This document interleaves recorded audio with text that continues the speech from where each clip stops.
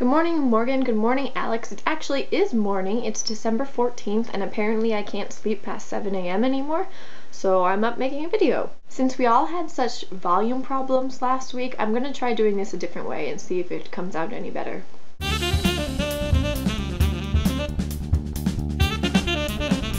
The first thing I want to clarify is that common meter is the alteration between iambic tetrameter and iambic trimeter. Think about it. I want to be the very best, like no one ever was. 4 and then 3. Also, I've been watching the Vlogbrothers. Hank actually did a post kind of about the 4-chord song. Hank actually calls it like the ice cream progression or something. I don't know, I'll have to look up the name actually, but it's a 5-chord progression, I believe, that's been used for decades. So I will post a link somewhere in this general vicinity for you to click on.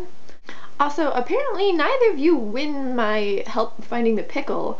I hear that's because neither of you even saw it until the week was up. Guys, check YouTube. I mean, do we need to have like a notification system or something? I usually check like a few times a week, definitely on Mondays, and look for both your videos. So watch the videos when they're posted. I'm not upset that you guys didn't do it because I had way too much fun drawing that quasi-animated flaming bratwurst igniting crap burgers. It's actually prompted me to start another kind of animation project. I think it'll be done by next week. This week, however, I want to talk about Lord of the Rings. Actually, The Hobbit, and maybe Breaking Dawn Part 2.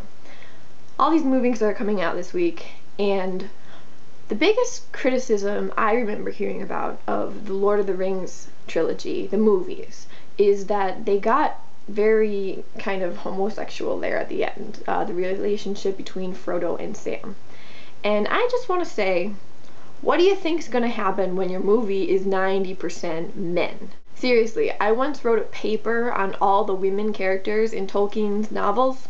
It was a very short paper. And The Hobbit's gonna be no exception. There are like 13 dwarves and a hobbit and a wizard.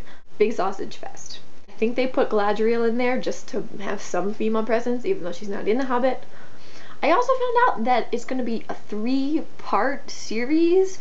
I don't know if you know this, but The Hobbit's about 300 pages long. The Lord of the Rings trilogy is well over 1,000 pages long. And they made that into like 12 hours of movie. I don't know why they're going to try to make The Hobbit into 12 hours of movie, especially when they left out important people like Tom Bombadil.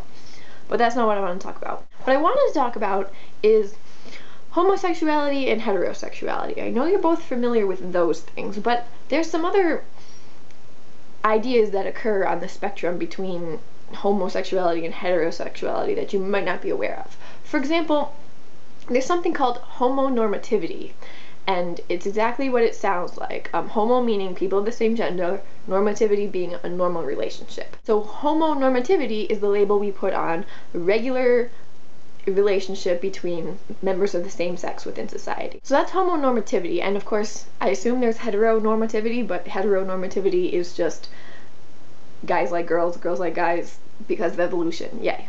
In the spectrum between sexuality, hetero or homosexuality, and hetero or homonormativity, there's also eroticism. So heteroeroticism is when you have that chick flick and the guy gets all flirty and the girl gets all flirty and stuff keeps them from being together, but they end up being together. So for hetero relationships, it's a progression from heteronormativity, heteroeroticism, and then heterosexuality. There's also homoeroticism, and that's what happens at the end of The Lord of the Rings. Frodo and Sam have been on this epic journey together. They're nearing the end of the quest and probably the end of their lives, and they really, really care about each other. And they have a couple moments where they're looking into each other's eyes and saying how much they mean to each other, and that can be fairly homoerotic. You can hardly blame them. I mean, their situation sucks, but it's also normal to have some homoeroticism in extreme situations like that. Pirates, for example, or sailors.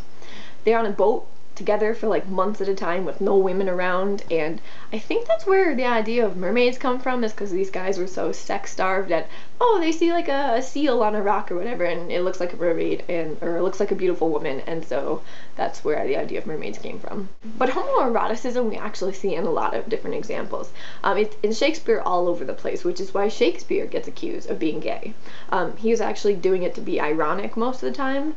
In stories like Much Ado About Nothing and The Merchant of Venice, the epitome of homoeroticism is when a man gives another man a ring. Because a ring is a sign of like chastity and love and sex and virginity, and like it's all those sex symbols in one thing, a ring. And so if a man gives it to another man, even if one of the man's in disguise or is to be ironic or to symbolize something, that's the epitome of homoeroticism in Shakespeare. Homoeroticism in Lord of the Rings? It's because Frodo and Sam have been on such a freaking long journey together, and honestly, you can hardly blame them. I mean, if you think you're gonna die, you're gonna wanna, you know, treasure the relationship with the last person you spend your days with. So on one side of the spectrum we have the Twilight Saga, which is the epitome of heteroeroticism, oh my gosh, love triangle, woohoo, yay, and heterosexuality. They have sex, there's a baby, fabulous, they love each other forever. Then on the other side, we have, well, what the critics offer about Tolkien is that it gets weirdly homoerotic at the end. Homoeroticism isn't a bad thing, though. I mean, it happened. In fact, society almost tells us to appreciate it between women. You know, when we see two women making out, oh, it's super hot, and oh man, look at these girls, and yeah, lesbians or whatever. But society does not encourage us to see two men exchanging, well, favors, and in Shakespeare's time, favors were sexual in nature, or they were actual tokens, and that's where the whole ring thing comes in. You know, as I've been talking about this, I feel like we're kind of missing one. What about, like, familial normativity and, like, familial eroticism? Because, you know, there's normal family relations, which is what we have. And then there's what happens is, like, when you have step-siblings that aren't actually related to each other, but might, like, flirt with each other or whatever, and families get weird. And then you have, like, incest, which is familial sexuality, which is also bad. But, so anyways, this is a very... it's multi-tiered, multi-leveled, multifaceted idea of humans and sexuality, which is why we can't just say people are gay or straight. There's this thing called the Kinsey scale. 0 is you're completely straight, 6 is you're completely gay. That leaves several numbers in the middle.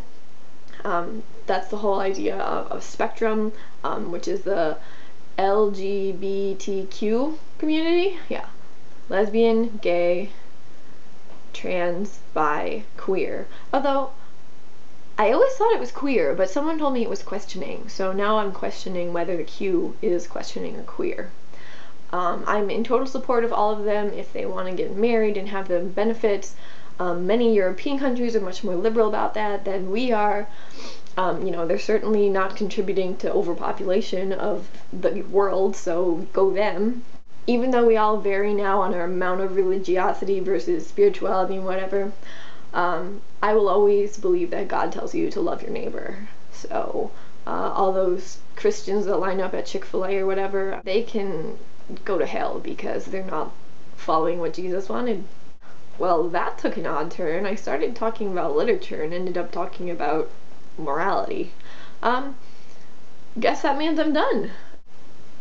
Nerdfighters.